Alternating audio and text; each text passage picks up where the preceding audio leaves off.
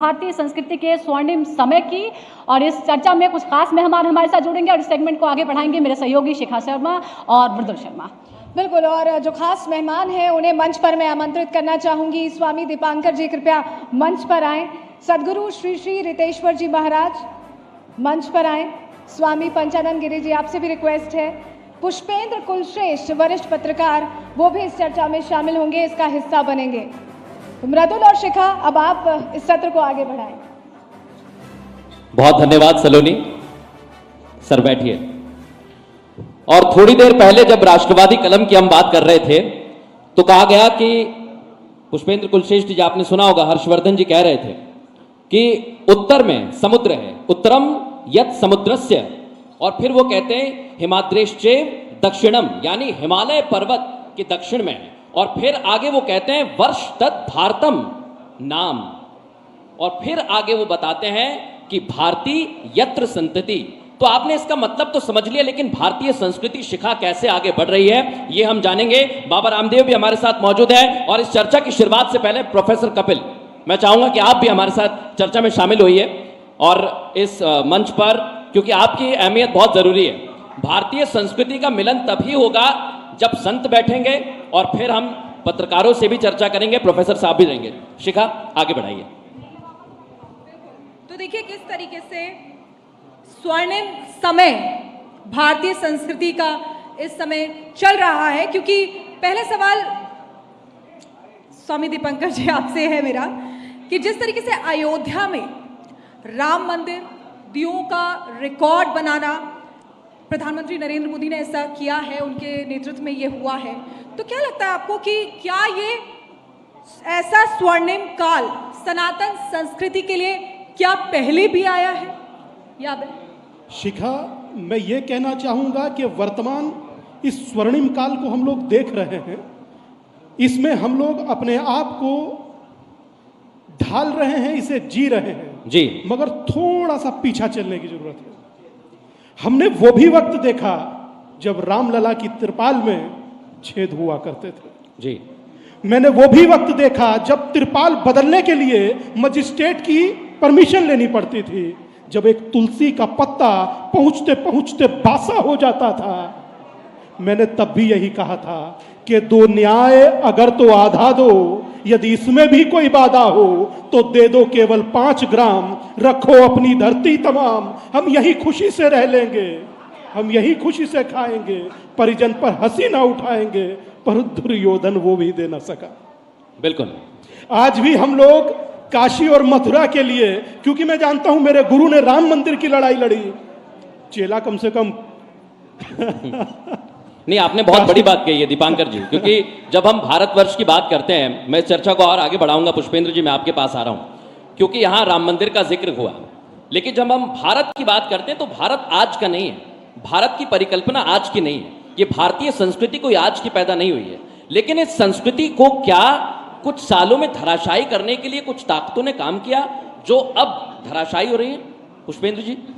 देखिए, एक तो सबसे बड़ी बात यह है कि भारत के मीडिया में हम भी एक लंबे वक्त तक रहे जी, लेकिन ये शब्द राष्ट्रवाद जो है, इसको हमेशा लेने से, इसके बारे में बात करने से बड़े सारे लोग बड़े अपोलोजिस्टिक होते थे। और रिपब्लिक टेलीविज़न जब शुरू हुआ, अर्नब ने जब पत्रकारिता अपनी एक इंडिपेंडेंट शुरू की, तो राष्ट्र नाम का शब्द पहली बार भारतीय मीडिया में आया जी। और आज राष्ट्र सर्वप्रिय के नाम से आप जो सम्मेलन कर रहे हैं, इसमें 2 बात मुझे लगती हैं कि हम राष्ट्र को किस तरह परिभाषित करें जी। तो देश तो आप सब जानते हैं, दुनिया के सारे देशों में एक संविधान होता है, जुडिशरी होती है, पुलिस होती है, सेना होती है। मैं मानता हूं कि ये तमाम सारे अंग देश को चलाते हैं और देश को चलाने के लिए एक प्रधानमंत्री होता है जी। लेकिन राष्ट्र क्या है? राष्ट्र संविधान से नहीं चलता, राष्ट्र प्रधानमंत्री नहीं चलाता। बिल्कुल। राष्ट्र जो है मेरी मान्यताओं से, मेरी परंपराओं से, मेरे सरोकारों से, मेरी आस्थाओं से चलता है और राष्ट्र को समाज चलाता है।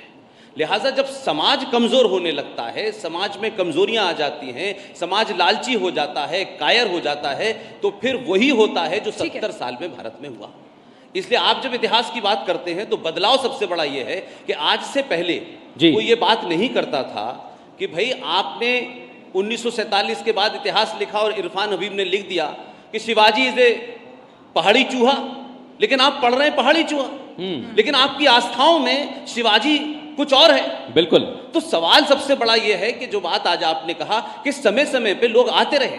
अहिल्याबाई होलकर बिल्कुल 1780 में जिस आक्रांता औरंगजेब ने बाबा विश्वनाथ को तोड़ा, उन्होंने उस वक्त जाके 1780 में उसको दोबारा से किया। बिल्कुल। और वो करके चली गई।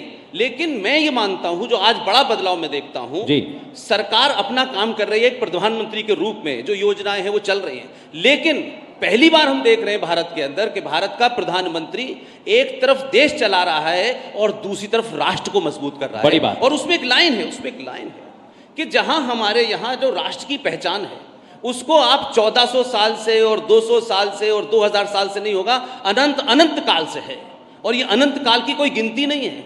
लिहाजा राष्ट्र और देश में फर्क है, इसलिए मजहब में और धर्म में फर्क है।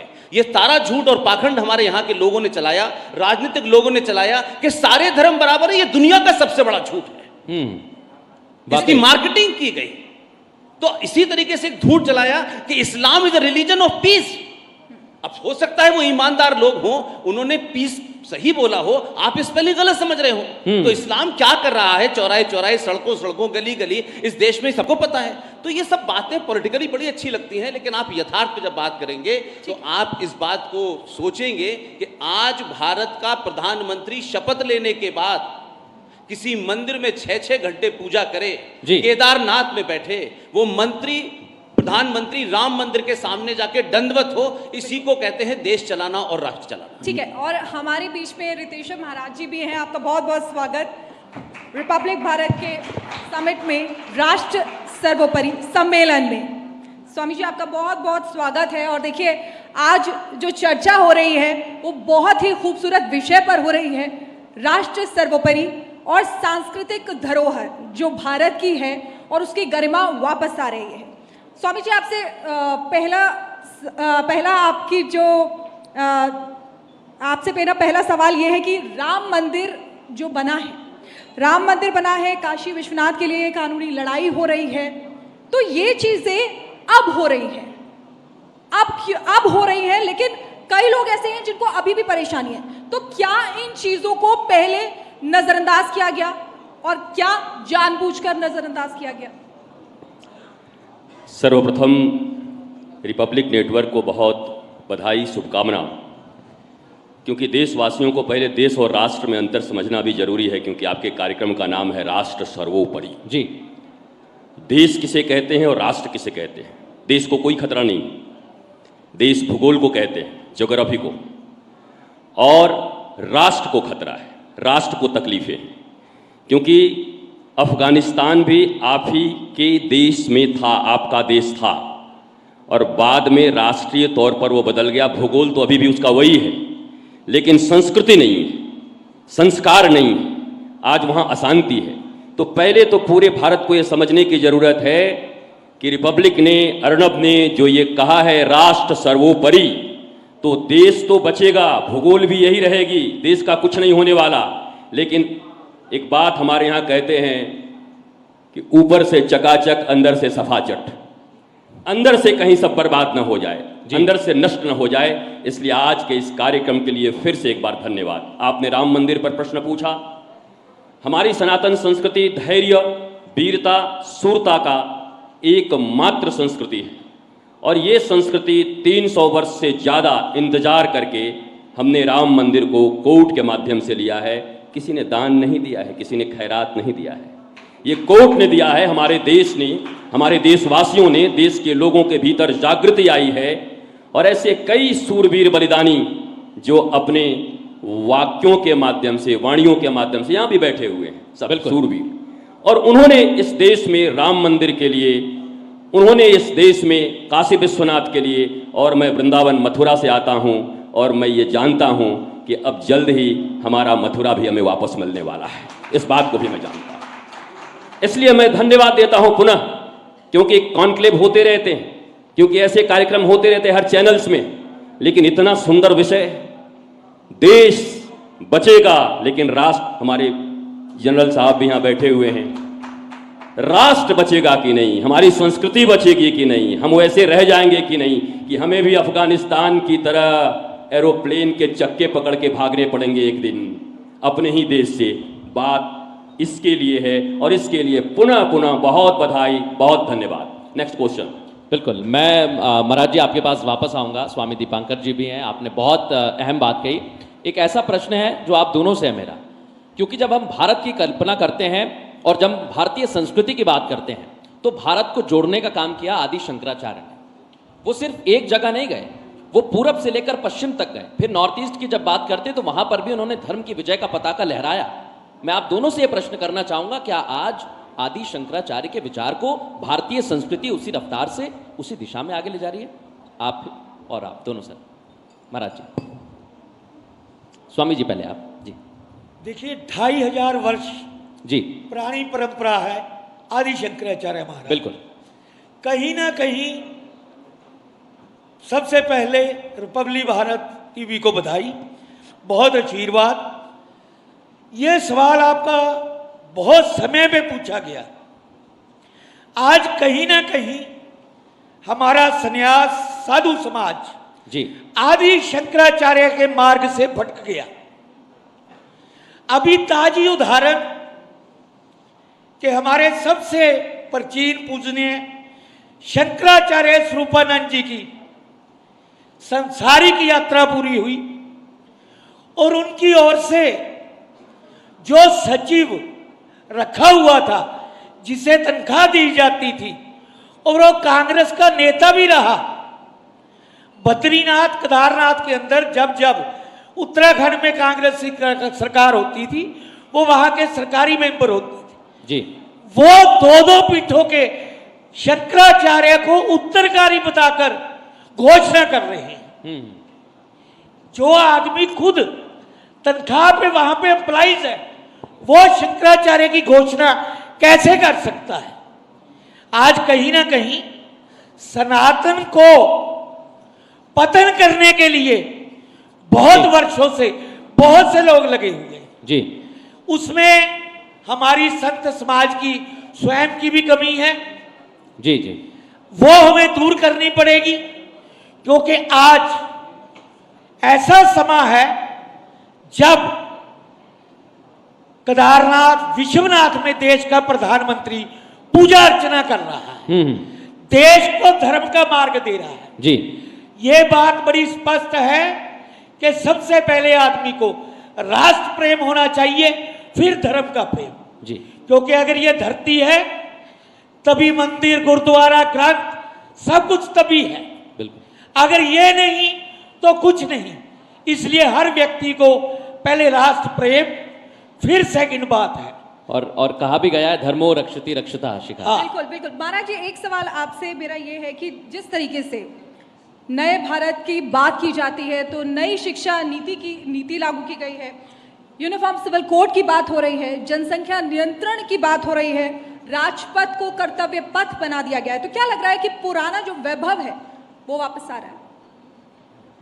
स्वागत योग्य है लेकिन पूर्ण नहीं है, क्योंकि जब तक मैकॉले की शिक्षा व्यवस्था हमारे हिंदुस्तान में जारी रहेगी। मैकॉले ने अपने पिता को चिट्ठी लिखा था कि चिंता मत करो, ये हमसे शारीरिक रूप से तो आज़ाद हो जाएंगे पर मानसिक रूप से इनको गुलाम बना के रखेंगे। और मैं भारत के प्रधानमंत्री और शिक्षा मंत्री से ये मांग करना चाहता हूँ, यद्यपि उनसे बड़ा सनातनी प्रधानमंत्री अभी तक आया नहीं, इसके लिए भी मैं उनका अभिनंदन करता हूँ। सनातन और राष्ट्र की रक्षा के लिए उनके जैसा कोई आया नहीं, लेकिन ये भी तय है कि अगर सीमित समय के अंदर हमने अपने बोर्ड नहीं बनाए, हमने अपनी, मैं नहीं कहता कि आप कॉन्वेंट में मत पढ़ो, आपके पास सुविधा है आप कॉन्वेंट में पढ़ो, पर हमें भी तो एक सुविधा दे दो कि हम सनातन बोर्ड में पढ़ सकें, राष्ट्रीय बोर्ड में पढ़ सकें। हम नहीं कहते कि आप मदरसे मत चलाओ, आप चलाओ, लेकिन भारत की बहुसंख्यक जनता को क्या एक सनातन बोर्ड की, अपने संस्कृति के बोर्ड की जरूरत नहीं? हम मजबूर हैं मिशन स्कूलों में पढ़ने के लिए। मैं इसीलिए आपसे कहता हूं कि ये शिक्षा नीति में जो साधारण बदलाव हुआ है, अब इसको मैं इग्नोर नहीं कर सकता। बाकी तो विपक्षी लोग निंदा करेंगे, यद्यपि आज विपक्षी की बात मैं बता दूं, पक्ष का अर्थ होता है जो पक्ष में है, विपक्ष का अर्थ होता है जो विशेष रूप से भारत और राष्ट्र के पक्ष में रहे। भारत के विरोध करने वाले कभी विपक्षी नहीं हो सकते। राष्ट्र का विरोध करने वाला कभी कोई विपक्षी नहीं हो सकता। विपक्ष का अर्थ होता है हम सत्ता में नहीं हैं, लेकिन हम अपने राष्ट्र के साथ खड़े हैं। हर बात का विरोध नहीं करना चाहिए। हमारी अपनी बोर्ड जब तक नहीं बनेगी, मैं इस आर भारत के रिपब्लिक नेटवर्क से आज ये घोषणा करना चाहता हूं, आप 20 साल बाद मेरा शरीर रहे न रहे याद करोगे कि अगर ये बदला नहीं गया, सनातन बोर्ड बनाया नहीं गया, तो बहुत वर्ष नहीं है। क्योंकि किसी भी देश की शिक्षा और संस्कृति को अगर मिटा दी जाए तो देश तो बचेगा, लेकिन राष्ट्र वहां बचने वाला नहीं है। ये देश बचेगा लेकिन अफगानिस्तान की तरह होगा, और मुझे लगता है अफगानिस्तान की तरह कोई भी देश नहीं चाहता होगा कि उसके देश की स्थिति हो। इसलिए मैं पुनः कहना चाहता हूं एक ही बात अंतिम में, कि शिक्षा नीति बदल रही है, पूर्णतः बदल दीजिए, फिर मौका नहीं मिलेगा। जी फिर कह रहा हूं, भूगोल और नागरिक में अंतर समझिए। ज्योग्राफी देश है और सिविलाइजेशन, सिविक्स जिसे पढ़ते हैं, वो हमारी संस्कृति है। बस इतना ही अंतर समझ में आ जाए भारतवासियों को। भारत देश की सीमा देख के बड़े खुश होते हैं, हमारा देश सुरक्षित है। मैंने कहा ना, बाहर से चकाचक अंदर से सफाचट। बस इसके लिए ध्यान रखिएगा कि हमारी संस्कृति और हमारा राष्ट्रवाद बच जाए। रितेश्वर जी ने बहुत बड़ी बात कही है, और मैं मनोहर लाल खट्टर जी, हरियाणा के मुख्यमंत्री, हमारे बीच में बहुत स्वागत करता हूं सर आपका। और चर्चा को कपिल जी आपके पास लेकर आना हूं, क्योंकि देखिए भारतीय संस्कृति की जब हम बात करते हैं तो साधु क्या सोचता है, सन्यासी क्या सोचता है, उसके इतर एक तस्वीर। क्या वाकई में शिक्षा के क्षेत्र में हम उस तरह से आगे बढ़ रहे हैं, और जिस तरह से स्वामी जी ने बात की, महाराज जी ने बात की, उस दिशा में भारतवर्ष आगे बढ़ रहा है? देखिए, मैं आपकी बात से थोड़ा हट के बात करना चाहता हूं। इतिहासकार हूं। भारतीय संस्कृति का स्वर्णिम समय हम हमेशा कहते आए, हम सोने की चिड़िया थे। मेरे लिए ये जानना जरूरी है कि अगर हम सोने की चिड़िया थे तो हम गुलाम क्यों बनते चले गए? हम आज इस स्थिति में क्यों आ गए कि हमको वापस ये बात करनी पड़ रही है जो स्वामी जी ने कही कि सनातन की रक्षा करनी पड़ेगी। और जब तक हम इन बातों का अवलोकन करके समय के हिसाब से अपने आप को नहीं बदलेंगे, तो माफ कीजिए, भारतीय संस्कृति और हिंदू धर्म केवल मंदिर के अंदर घंटी बजाने और आरती से नहीं बच पाएगा। आज के जमाने के अंदर आज आपके सामने खाली तलवार नहीं है, आज आपके सामने AK-47 और पूरा गजबे हिंद की दूरी स्कीम बनकर के इस देश के ऊपर लगी पड़ी है। एक बात। दूसरी बात, भारतीय संस्कृति के कुछ बड़े अद्भुत पहलू थे प्राचीन काल के। मेरी आप सारे महान संतों महंतों से एक निवेदन है कि अंग्रेजों ने जो हमारी वर्ण व्यवस्था को खत्म करके हमको जातियों में बांट दिया था, क्या हमारे संत महंत एक आवाज में कह सकते हैं कि भारत में कोई जाति प्रथा नहीं है और भारत में सिर्फ हिंदू है? जब तक आप ये नहीं करेंगे, भारत बढ़ता रहेगा, भारत को बांटते रहेंगे पूरे इसको लेकर के। हिंदू धर्म की एक और बहुत बड़ी खूबी रही है कि हिंदू धर्म ने अपने को समय अनुसार बदला है। हमारा था अतिथि देवो भव, आज हमारे कुछ लोग आक्रांता देवो भव में उसे बदलना चाहते हैं देश को तोड़ने के लिए। 40 साल मैंने इतिहास पढ़ाया है, 44 साल मैंने कभी ये नहीं सोचा था कि देश के गुलाम होने के या जो संघर्ष करने की बात कही स्वामी जी ने, जो कारण थे, उन कारणों को मैं इस देश में आज दोबारा जीवित होते हुए देखूंगा। ये मैंने कभी नहीं सोचा था कि अपनी आंखों के सामने देखूंगा। और दो बात क्या कि मैं बात खत्म करूंगा। मेरी माता जी का चौथा था और पंडित जी मेरी माता जी की बड़ी तारीफ कर रहे थे, और उन्होंने वो करते करते ये कहा कि इनको मोक्ष प्राप्त हो और ये धरती पे दोबारा वापस ना आए। महंत जी, मेरा आपसे एक प्रश्न है यही। मैं उठ के खड़ा हो गया और मैंने कहा, पंडित जी इस सिद्धांत को बदल दीजिए। बोले क्यों, आप क्यों नाराज हो रहे हैं? मैं कहा, जितनी अच्छी आत्माएं हैं उनको तो आप मोक्ष दिला करके धरती से बाहर कर देते हैं, और जितने चंडाल गुंडे बदमाश गए वो फिर वापस जहां पे जन्म लेके आ जाते हैं, और फिर आप यहां कहते हैं कि कलयुग आ गया। आपको इस सिद्धांत को बदलना होगा, एक और सिद्धांत बदलवाइए। गुरुदेव, हम लोग कहते हैं गंगा नहाइए सारे पाप धुल जाएंगे। इस देश के सारे पापी 365 दिन पाप करने के बाद में ये समझते हैं कि गंगा स्नान कराया और मेरे पाप उतर गए। मुझे लगता है और स्वामी जी आप कुछ कहना मैं चाहते बस हैं? एक जवाब आपका दे दूं। आपने मुझसे पूछा है, सल्वेशन, मुक्ति और मोक्ष का अर्थ होता है जीते जी मनुष्य आनंद का जीवन जी सके। मृत्यु के बाद क्या होगा आप में से किसी ने देखा नहीं है। सेल्वेशन का अर्थ होता है अभी जो बंधन है, तकलीफें हैं, उनसे मुक्त होकर जीवन जीने की कला को ही सेल्वेशन कहते हैं। एक बात और सुनिए, गंगा की धारा जब दोनों किनारों में बहती है तब उसकी आरती की जाती है, और वही गंगा की धारा जब बनारस में सड़कों पर निकल जाती है तो महिलाएं जो आरती करती हैं वही झाड़ू मारकर अपने घरों से निकाल देती हैं।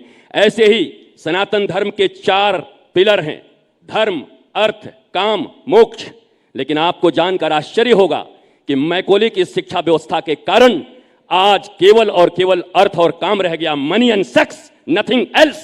ना आपके पास धर्म है और ना आपके पास सेल्वेशन है, मोक्ष है। याद रखिए, अगर सेल्वेशन और धर्म के किनारों में मनी और आपका काम बहता रहेगा तो आप पूज्य होंगे, आपकी आरती होगी। लेकिन अगर किसी दिन आपने किनारे तोड़ दिए मर्यादा, धर्म और सेल्वेशन के, तो आपका ये मनी और काम आपको बचा नहीं सकता, झाड़ू से मार के आपको बाहर निकाल दिया जाएगा। ठीक है, बिल्कुल। पुष्पेंद्र जी, पुष्पेंद्र जी, जी जी आप कहिए, मैं आ जाता हूँ, मेरे पास थोड़ा समय। एक लाइन। महाराज, मेरा आपसे एक निवेदन है, मंदिरों में जाके हजारों किलो सोना चढ़ाने से बेहतर है कि उसका आधा पैसा सनातन की रक्षा और इस देश की रक्षा के लिए खर्च करें। बिल्कुल। और ये देखिए, नहीं प्रोफेसर साहब, मैं इसलिए कहना चाहूंगा, जब हम यहाँ पर बैठते हैं और जब भारत की बात करते हैं तो सबका योगदान बहुत रहता है। वक्त थोड़ा सा कम है, समय चक्र घूम रहा है शिखा, और इसलिए मैं माफी के साथ इस सेशन का यहीं पर अंत करना चाहूंगा। एक आखिरी में जरूर हम लाइन कहना चाहेंगे। मैं बिल्कुल स्वामी जी, थोड़ा सा वक्त कम है। जी जी जी, आइए आप कहिए। जी जी।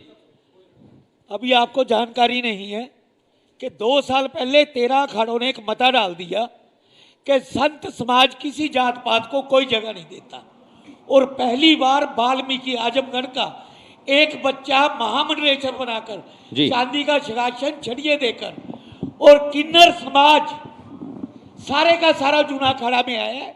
संत समाज ने यह ऐलान कर दिया है कि संत समाज किसी जात पात को नहीं मानता। भगवान ने 2.5 जातें बनाई हैं, नर, नारी और किन्नर, इसके अलावा कोई जात पात नहीं भगवान की। बिल्कुल बिल्कुल। मैं पुष्पेंद्र जी आपके पास आ रहा हूं इस पर, आप कुछ कहना चाह रहे हैं, और महाराज जी भी इसके बाद कुछ कहेंगे। आप कुछ कहना चाह रहे हैं इस पर? देखिए, सबसे बड़ी बात यह है कि बार बार जो पूरा समाज है सनातनी, जिसे आप 90 या 95 करोड़ कहते हैं, मैं कहता हूं कि जब तक समाज नहीं जागेगा, सरकार का राष्ट्र बचाने का काम नहीं है।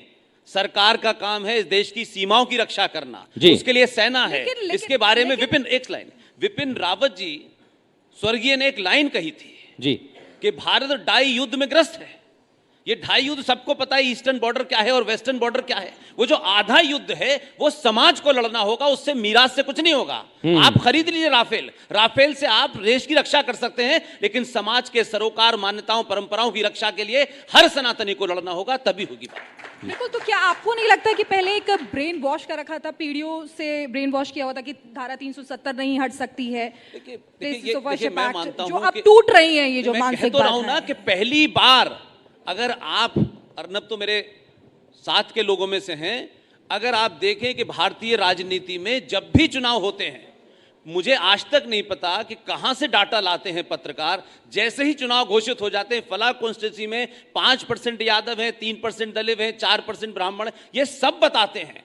आपने आज तक भारत में जो वोटिंग की है वो यादव, ठाकुर, बनिया, ब्राह्मणों के की है, और लोग कहेंगे कि 2014 हो गया। मैं कहता हूं 2014 होने से पहले भारतीय समाज ने पहली बार सनातनी होकर वोट दिया, इसलिए बदलाव हो रहा है। मैं एक श्लोक लिखा हुआ है, मम देशो भारतम, मम भाषा संस्कृतम, जन्मभूमि स्मारकम भारतम भारतम। तो यहाँ जाति की तो बात ही नहीं है महाराज जी। मैं एक बात कहना चाहता हूँ, सनातनी और सन्यासी कभी किसी जाति को मानता ही नहीं। हम लोग अपने विचार से चर्चा करते हैं, कर लेते हैं, परंतु मैं एक चीज समझता हूं कि जब राष्ट्र का उदय होता है, हम छोटे थे तो पढ़ते थे, ऐश्वर्या बाबू, हम छोटे थे तब पढ़ते थे, तब गुरुकुल में पढ़ाया जाता था कि राष्ट्र देवता है और जनता उसकी आत्मा है। जब आत्मा खड़ी होती है तब आप परमात्मा को परिलक्षित होते देख पाते हैं। मगर आज एक महत्वपूर्ण पल, एक महत्वपूर्ण दिन, और मुझे लगता है ये महत्वपूर्ण पल और महत्वपूर्ण दिन उसलिए हो जाता है, राम मंदिर बनते कौन सी आंखें देख रही हैं, कितने लोग बैठे हैं, ये सब की आंखें राम मंदिर बनते देख रही हैं। ये 1 मिनट शिखा, 1 मिनट, ये सब की आंखें ज्ञानवापी पर चर्चा होती देख रही हैं, आप सोचिए कि कौन सा ऐसा देश है जिसका देवता अदालत में खड़ा होता है। मेरे राम से लेकर के, ठीक है, मेरे ठीक है, एक स्वामी सेकंड कंप्लीट करने दीजिए। जी जी करिए। राम से लेकर के महादेव तक और महादेव से लेकर मैं जानता हूं फ्यूचर में कृष्ण तक अदालत में ही खड़े होंगे, मगर फिर भी ना ये राष्ट्र झुका है, ना ये राष्ट्र थका है, ना ये राष्ट्र रुका है, ये निरंतर चला है। और ये इसी निरंतर चलने में जो आज पीछे नाम देख रही हैं आप, राष्ट्रवाद। बहुत बहुत धन्यवाद, आभार अर्णव भाई आपको, और यूं ही इसी तरह उत्तरोत्तर वृद्धि करते रहिए। महादेव आपकी रक्षा करे। नमस्कार, प्रणाम, सत श्री अकाल। महाराज जी, मैं महाराज जी बस कुछ एक कहना बात चाह कह रहे के विराम दूंगा। अर्णव, मैं आपको धन्यवाद देता, इसलिए देता हूं कि वही भारत है जहां ऋषियों महर्षियों, देश शब्द भी आया है आदेश से। ऋषियों के आदेश से जो समाज चलता था उसको देश कहते हैं। ये भारतवासियों को जान लेना चाहिए देश शब्द कहां से आया। अंतिम बात कहता हूं, क्या वो दिन की कल्पना कर सकते थे कि चीफ मिनिस्टर बैठे हों और संत बैठ के बोल रहे हों? चीफ मिनिस्टर बैठे रहते थे। और मैं इस भारत को लाने के लिए अर्णव और प्रधानमंत्री मोदी, योगी जी और खट्टर जी जैसे लोगों का अभिवादन करना चाहता हूं कि भारत को ऐसा दिन दिखाया जब आज संत बोल रहे हैं और चीफ मिनिस्टर बैठे हुए हैं। इसके लिए बहुत बहुत धन्यवाद। बहुत बहुत धन्यवाद आप सभी का। वाकई में चर्चा बहुत कम समय में हमने पूरी की है, और इसी के साथ जब भी भारतीय संस्कृति के उदाहरण की बात आएगी तब हम भारत का ही उदाहरण देंगे। बहुत बहुत धन्यवाद। अब मैं चाहूंगा कि हम कार्यक्रम को आगे बढ़ाएंगे, राष्ट्र सर्वोपरि की बात करेंगे। मनोहर लाल खट्टर जी, बहुत स्वागत है सर आपका रिपब्लिक भारत के मंच पर और भारतीय संस्कृति के मंच पर। अब हिमानी, शुक्रिया मृदुल और शिखा, आपका भी शुक्रिया, और साथ ही साथ जो तमाम गणमान्य खास लोग जो इस वक्त हमारे साथ यहाँ पर जुड़े हुए थे और साथ ही साथ बताया भारतीय संस्कृति को लेकर। बिल्कुल, बात हम कर रहे हैं किस तरह से राष्ट्र आगे बढ़ रहा है और उसमें हर कड़ी का योगदान होता है। हिमानी, हम राष्ट्र की जब बात करते हैं तो उसमें कहीं ना कहीं प्रदेशों का बहुत बड़ा योगदान होता है। और बात अगर सेना की हो, खेलों की हो या फिर टेक्नोलॉजी की जाए तो हरियाणा का योगदान अहम रहा है। यहाँ के शूरवीरों ने सीमा पर दुश्मनों को धूल चटाई है, तो वहीं ओलंपिक समेत दूसरे खेल आयोजनों में देश की झोली को पदकों से भर दिया है। बिल्कुल, और साथ ही साथ मौजूदा जो हरियाणा सरकार है और मुख्यमंत्री